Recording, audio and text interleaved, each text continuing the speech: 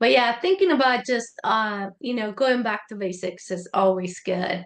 What are some of the tips that you will give us for people that's starting to be curious about growing their food, and perhaps they live in the city and they're like, oh, I don't know, what are some of the things that maybe I could start growing?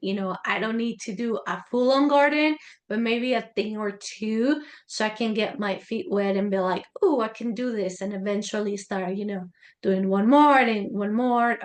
Or maybe do you think fruits are better or veggies are better or herbs? What are some of your thoughts there?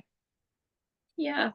Well, I guess it depends on how much space you have, but um, even in pots, you could do tomatoes or cucumbers. Herbs are really easy. I love to do basil. It's something that can grow really easy. Plants like rosemary, that's a plant that will stay year after year. It depends on your climate. If you're too far north, it won't last the winter. But um, I really like, and something that we've been focusing on the last several years are perennial plants, which those are plants that come back year after year.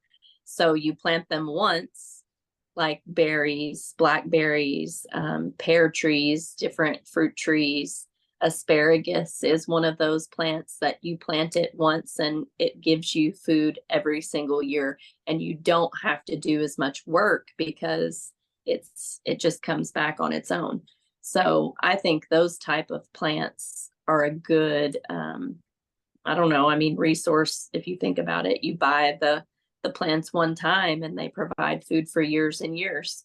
So that's something that we're kind of trying to focus on, is more of the perennial plants that Mm-hmm. are going to be there for a long time. But cucumbers are easy. You can grow one cucumber plant and get a lot of cucumbers. Tomatoes are easy to grow even in a container. Um, it's really not hard. You just have to start. You have to get your hands dirty, get some seeds.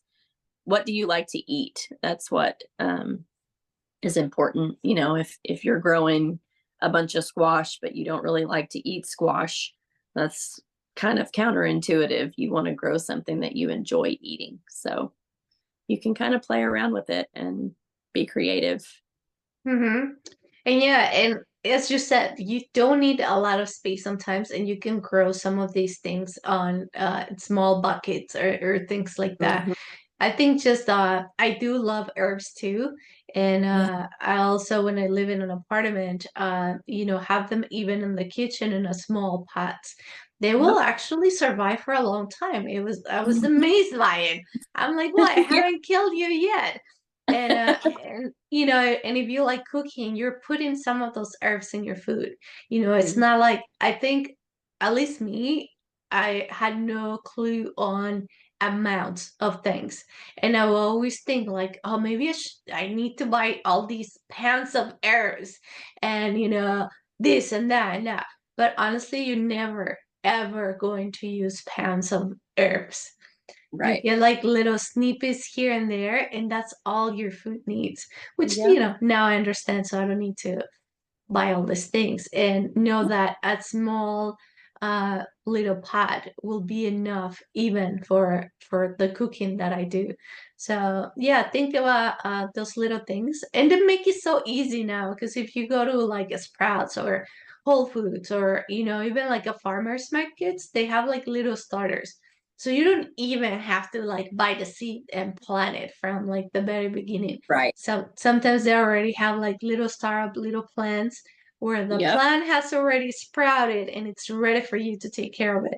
So there's Right. not a lot of different options. It's just about, and the matter of you being a little curious on Mhm. how you can grow little food here and there. So, and it's Yep. fun, I think, and relaxing when you're gardening too.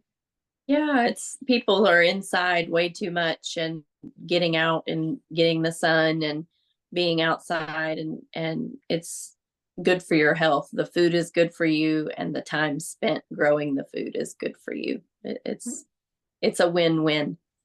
Yeah, and it's gonna taste so much better when you're like, I planted this cucumber and it's amazing and I'm gonna have some salads. I think it just gives you like a lot of rewards when you do things like that.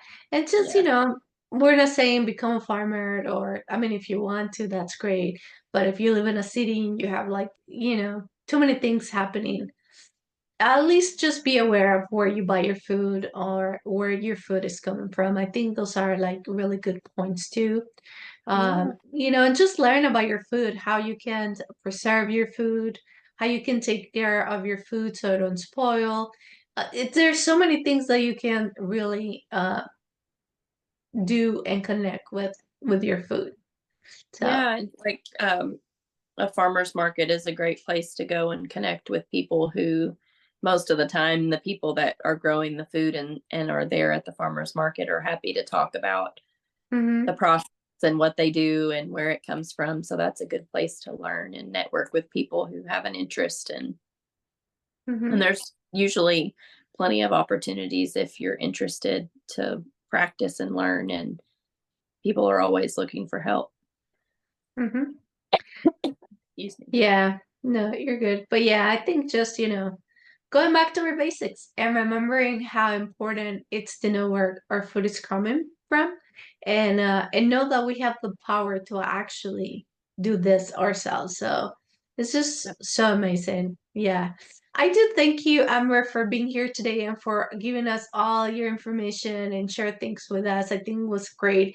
I think people will start maybe becoming a little bit curious about the topic. We hope at least. So Yeah. thank you for being here. If anyone wants to connect or they're curious about this and what your husband are doing now, where can they find you? Yeah, we are on Instagram, Facebook. We have a YouTube that we haven't put a whole lot on there yet, but we do have plans to add more there. One of the main projects that we've been doing over the last couple of years is interviewing people that we think are the elders of the agriculture community, people who are doing things, thinking outside of the box, and people who have so much wisdom to share. So we've been doing those interviews and not really sure how we're going to be able to share those with others, but we've been learning so much by talking to those people. And on forwardtothebasics.org, we have a blog that we've been trying to share lots of information there as well. So we offer mentorship and consulting and all kinds of different options to connect with people that are interested in agriculture and learning. And yeah. Yes, that's awesome. And I will put all your information on the show notes for everybody that wants to connect with you and see what you guys are doing.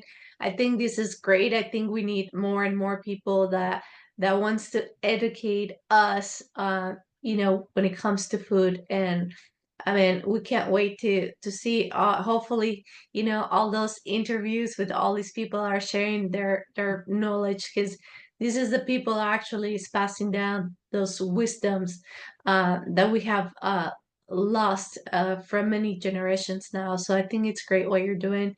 And Yeah. yeah, I'll put all your links on the show notes for everybody that's interested. And if you want to know any more about my show, you can connect with me at alexbalgood.com. You can find me on Facebook, Instagram, YouTube, Twitter, pretty much everywhere. You can also buy my book. You can find it on Amazon and Barnes and Nobles. It's called Parents Are Greatest Teachers. So thank you everyone for being here. I hope you got a little bit curious about all these food thingy. And I'm telling you, the more you connect with your food, it's just so magical when that happens. So thank you everyone. Thank you, Amber, for being here. Yes, thank you so much for having me and thank you for what you're doing. It's great. No, Very, thank you. We yes, thank we appreciate everything that you're doing, believe me. Thank you everyone for being here. Thank you everyone for listening and have an amazing and blessed day.